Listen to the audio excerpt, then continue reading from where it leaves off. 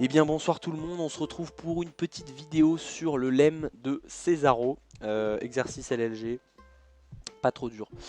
Donc le lemme de Cesaro, qu'est-ce qu'il nous dit? Il nous dit tout simplement un truc très logique, c'est que si une suite UN tend vers L, un nombre L, alors sa moyenne arithmétique tend aussi vers L. Voilà, tout simplement, fin de la vidéo, c'est faux. Bref, donc on commence directement l'exercice qui nous dit démontrer le théorème, tout simplement. Donc j'ai séparé en deux parce que c'est complètement différent si on veut prouver la convergence de Vn ou si on veut trouver la divergence vers plus infini moins l'infini. Donc pour la divergence, tout simplement, ce qu'il va falloir faire, c'est traduire, enfin pour la divergence aussi, hein, c'est traduire en gros ce que ça veut dire une limite en termes de epsilon et tout, avec les quantificateurs. Et ensuite, une fois on va construire notre epsilon prime dans la phase d'analyse, et ensuite dans la phase de synthèse, on va remonter le fil de notre pensée jusqu'au epsilon, et dire regardez, si on choisit un epsilon bien particulier, il se passe ça, etc. Donc on en déduit la limite de Vn. Et donc sans plus attendre, regardons ce qui se passe pour la convergence. Donc je prends un epsilon plus grand que 0, et tout simplement, je vais séparer, donc je vais prendre le rang n0 à partir duquel UN est assez proche de L. Et je vais séparer du coup ma somme en deux, parce qu'il va se passer un truc, c'est que les termes qui sont avant n0, bah il se passe pas rien de particulier. Mais les termes qui sont après n0, et bah il se passe ça, il se passe cette inégalité là. Et il faut que, évidemment, si tu veux arriver à bout de mon exercice, il faut que j'utilise cette inégalité là. Parce que cette inégalité là, elle traduit le fait que UN tend vers L. Donc déjà j'ai commencé par comparer Vn à L et à rentrer le L dans la somme, etc. Donc 2-3 petites manipulations et j'obtiens ce truc là. Ensuite je vais prendre du coup la valeur absolue et je vais faire inégalité triangulaire, paf, somme de ça plus petit ou égal à valeur absolue plus valeur absolue. Ok, et donc là comme j'ai dit, bah, à partir de n0 il se passe un truc extrêmement intéressant qui est cette inégalité. Donc je la remplace ici et j'obtiens du coup Vn-L est égal à un terme qui va dépendre de un n choisi au hasard, un n0 qui est juste un certain rang, ok, donc c'est un rang alors que n lui je peux le choisir aussi grand que je veux, lui c'est vraiment un truc fixé, et mon epsilon. Voilà, donc ça c'est la phase de construction d'analyse. Ensuite synthèse, si je prends un delta plus grand que 0, il suffit que je prenne epsilon égale delta sur 2 pour garantir l'existence de mon n0, parce que je suis pas en train de séparer une somme en deux avec au milieu un n0 random, quoi. C'est pas choisi au hasard, quoi. Hein. Donc je prends mon epsilon égale delta sur 2, je prends mon n0 et je dis bah maintenant il faut juste que je prenne un rang n qui va vérifier ce truc plus petit que delta sur 2. Alors là j'ai pris delta sur 2, j'aurais pu prendre delta sur 40 si vous voulez. Il faut juste en gros que ce truc là, ce terme là plus ce terme là, ça fasse delta. Okay. Donc si je prends delta sur 2, epsilon égale delta sur 2, maintenant il faut que ce truc là soit égal à delta sur 2, ou soit plus petit que delta sur 2. Je m'en fous s'il est plus petit. S'il est 40 000 fois plus petit, la somme des deux sera plus petit que delta, et donc ça m'ira. Donc quel que soit mon delta plus grand que 0, j'ai construit dans ma phase d'analyse ce grand N, qui me permet de l'existence de ce grand N qui me permet de dire bah, à partir de ce rang là ma suite elle est epsilon, elle est delta proche de ma limite L, donc ma suite Vn tend vers L. Pour la divergence vers plus infini moins l'infini, j'ai fait directement la même chose parce qu'en fait c'est juste vers plus infini c'est juste plus grand que M et vers moins l'infini c'est plus petit que M, donc ça change quasiment rien. Là j'ai juste du coup séparé encore une fois ma somme en deux. Et à partir d'ici, j'utilise mon inégalité qui est ici, magnifique. Je modifie un peu mon bordel et j'obtiens ce truc là. Voilà, voilà. Donc ça, c'est la phase d'analyse est terminée. Maintenant, si je prends un M' appartenant à R, ici, j'ai pris M égale M' plus 1. Pourquoi? Parce que je veux montrer la divergence vers plus l'infini. Donc tout simplement, si je prends un M' plus grand que 1, un M' dans R, pardon, je vais prendre mon M un peu plus à droite que M'. Prendre un M un peu plus à droite que M', qui est un peu plus proche de plus infini en quelque sorte. Enfin, il n'est pas plus proche de plus infini, mais vous avez compris, il est plus grand. Donc voilà, et donc en gros ce terme là, le but c'est que ce terme là soit plus grand que M'. Si c'est plus grand que M', j'ai vérifié Vn plus grand que M', donc j'ai vérifié Vn tend vers plus infini. Donc tout simplement, en remplaçant M par M' plus 1, ici, dans cette inégalité là, enfin dans cette équation là, Et en disant bah ça doit être plus grand que M', paf, j'obtiens cette inégalité là. Donc là j'avais pas précisé la valeur de n, mais en gros vous avez compris, j'ai juste isolé grand N. Et donc en gros, en construisant mon grand N dans ma phase d'analyse, j'ai garanti son existence et du coup je sais qu'il y a forcément un rang à partir duquel la suite sera plus grande que M' ou plus petite si c'est moins l'infini. Et donc du coup ça veut dire que ma suite tend vers plus l'infini moins l'infini. Donc du coup on a séparé les deux cas, c'est-à-dire convergence et divergence vers plus l'infini moins l'infini. Donc tout simplement on a prouvé que la moyenne arithmétique de Vn est de même nature et de même limite que Un. Tout simplement. Par contre, faire attention, si Un diverge, c'est-à-dire qu'elle ne diverge pas vers plus infini moins l'infini, juste elle diverge, le théorème n'est plus valable. Et on va voir en fin de vidéo, mais un petit exemple en fin de vidéo, vous verrez, qui montre que le théorème il fonctionne vraiment que quand c'est convergence ou divergence vers plus infini moins l'infini. Bref, donc là, petit exercice, on voit UN plus 1 moins UN qui tend vers L et on doit montrer que UN sur N tend vers L. Donc là, tout simplement, on pense à un télescopage, UN plus 1 moins UN.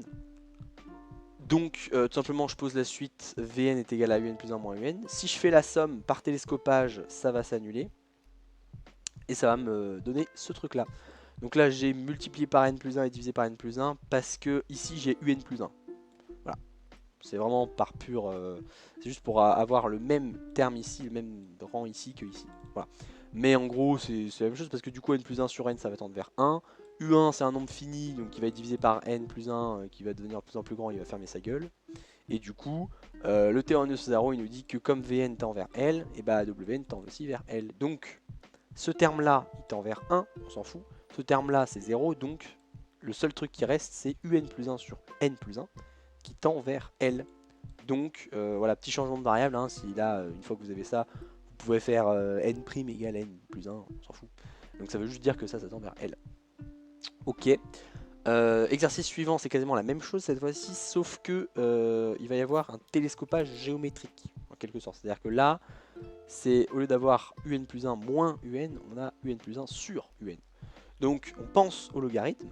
Pourquoi? Parce que le logarithme, il va faire apparaître la différence. Encore une fois, on veut des différences parce que le théorème de Césaro, à la base, il porte sur des sommes. Donc si j'ai des divisions, je vais pas être super content, je vais pas pouvoir en faire grand chose. Donc ce que je vais faire, c'est que je vais prendre le logarithme, je vais avoir une différence et je vais dire ok, génial, maintenant je peux faire la somme. Et maintenant, je peux avoir un télescopage. Télescopage, paf, paf, Vn, Wn est égal à un petit terme comme ça. Encore une fois, il y a le n plus 1 sur n qui fait chier, mais on s'en fout. Donc, comme Vn c'est le logarithme de Un plus 1 sur Un, ça veut dire que sa limite c'est Ln de L. Il faut bien faire attention, c'est parce que U est à valeur strictement positive, hein. C'est bien pour ça qu'on peut prendre le logarithme, parce que sinon on pourrait pas prendre le logarithme, évidemment. Une fois qu'on a pris le logarithme, qu'on a que c'est égal à Ln de L, on en déduit que la limite de Ln de Un sur N, c'est égal à Ln de L. Et ensuite je compose par l'exponentielle, qui est continue en Ln de L, et j'obtiens la petite égalité souhaitée. Et pour le dernier exercice, c'est un peu différent cette fois-ci, c'est-à-dire que là c'est comme si je vous donnais la suite Wn, et je vous disais c'est quoi la suite Vn qui permet de vérifier cette égalité-là. Okay, on cherche ce terme-là, qui va vérifier ce truc. Donc la phase d'analyse, tout simplement je vais séparer Ln de n parmi 2n, parce que Ln de n parmi 2n, ça me paraît un peu douteux.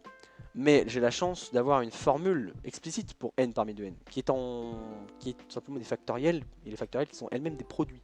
Donc c'est parfait parce que je me retrouve avec des ln de produits. Les ln de produits, ça se simplifie parfaitement en somme de logarithmes. Voilà, donc je me retrouve avec ce somme-là. Et ensuite, j'ai juste fait en sorte que les bornes, ça soit 1 à 2n, que 1 à n, pardon, parce que là justement j'ai 1 à 2n. Donc le problème c'est que ici je peux rien en faire parce que j'ai une somme qui commence à partir de 1 qui se finit à 2n et ici à partir de 1 qui se finit à n. Je peux pas les comparer. Donc ce que j'ai fait c'est que j'ai dit cette somme là c'est égal à cette somme là. En fait j'ai juste séparé les termes impairs et les termes pairs. Voilà, vous pouvez vérifier ça. Et donc une fois qu'on a ça, on se retrouve avec un truc de 1 à n. Donc je peux comparer, je peux rentrer cette somme là dans l'autre somme. Je me retrouve avec ce truc. Et ce truc c'est égal à ce truc. Voilà. Parfait. Donc maintenant, il suffit juste de dire phase de synthèse. Oh, regardez, si je prends Vn est égal à ce truc-là, comme par hasard, hein, comme par hasard, leur somme, c'est égal à ln de n parmi 2n. Comme par hasard. En gros, ça correspond juste à faire le cheminement inverse. On prend ça, je remonte, et je tombe sur ln de n parmi 2n. Donc du coup, comme Vn tend vers 2ln de 2, et bah le théorème de Césaro nous dit que Vn tend vers Wn tend vers 2ln de 2, et donc 1 sur n fois ln de n parmi 2n tend vers 2ln de 2. Ensuite, je prends le logarithme, parce que c'est continu en 2ln de 2. Et une fois que j'ai le droit de prendre le logarithme, et bah, l'exponentiel, pardon, je suis servi puisque j'obtiens ma limite voulue. Voilà. Ensuite, petit bonus, le théorème de Césaro il porte sur la moyenne arithmétique.